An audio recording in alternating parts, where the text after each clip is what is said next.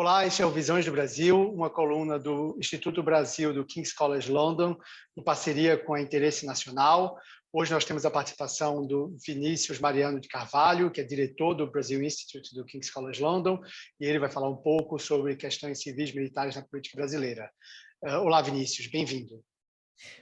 Boa tarde, obrigado, Daniel, pelo convite para conversar com vocês sobre esses temas tão interessantes para nós hoje, e uma grande honra também contribuir, o Brasil Instituto contribuir com o trabalho de vocês. Legal. O ponto central é que, recentemente, o presidente Jair Bolsonaro anunciou que o Braga Neto deve ser seu candidato a vice-presidente, então ele vai manter uma pessoa militar no executivo. O presidente tem uma participação muito grande de militares no governo dele, e, ao mesmo tempo, o ex-presidente Lula anunciou que, se ele for eleito, ele vai tirar muitas dessas pessoas militares que estão no governo. Como você vê essa discussão e como você vê essa questão da presença de militares no governo brasileiro a partir desse ano, que é um ano eleitoral, como isso vai ficar daqui para diante? Pois, obrigado pela pergunta. É um tema muito sensível e muito complexo, e a gente precisa de olhar sobre várias dimensões, várias perspectivas, né? Para não ser reducionista na maneira como a gente lê essa situação. Bom, primeiramente, não é estranho em muitas partes do mundo que militares, ou principalmente ex-militares, participem da arena política.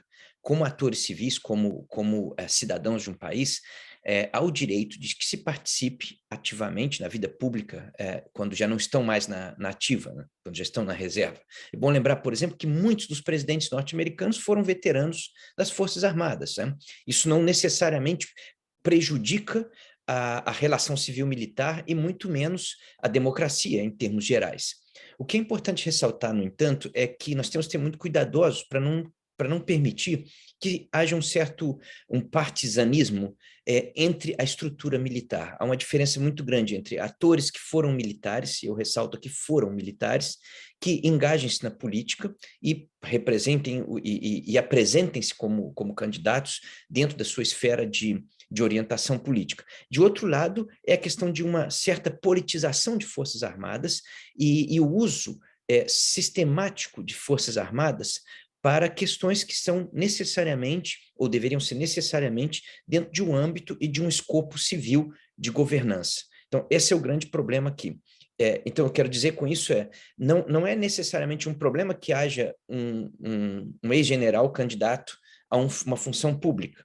Aqui não reside o problema. Reside se isso consigo trouxer toda a estrutura militar, como também uma estrutura favorável a um ou outro grupo político.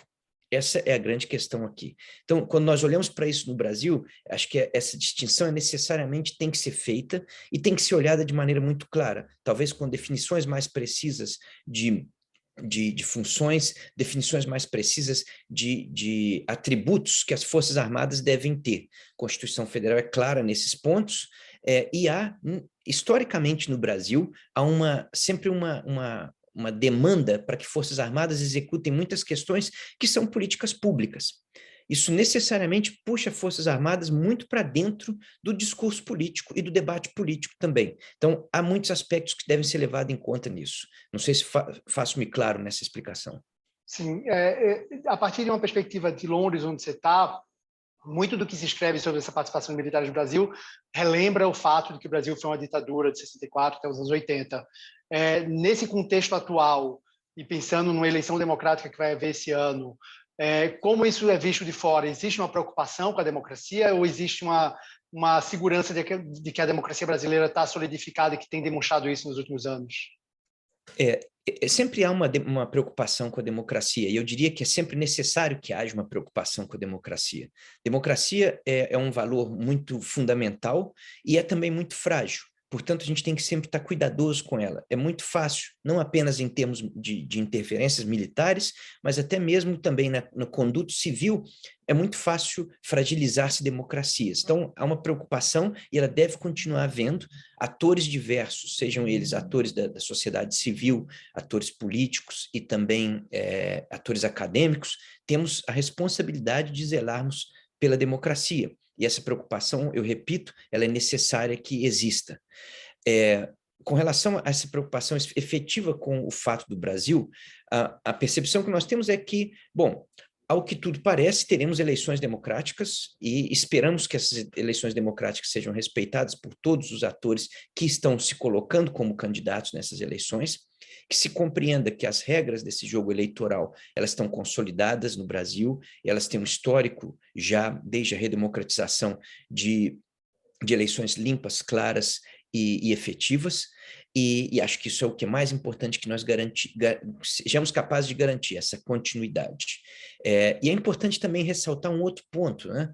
Que quando nós falamos na história do Brasil, é bem importante ressaltar que desde a fundação da República Brasileira, há mais de 100 anos atrás, essa promíscua relação, às vezes, entre militares e atores políticos tem sido presente nessa história do país. Então, nós também temos que olhar para essa história e tentar compreender, dentro da história do Brasil, quais que são os melhores procedimentos dentro da democracia para evitar-se que haja suspensão das liberdades democráticas em todos os momentos mais trágicos da história, quando isso aconteceu.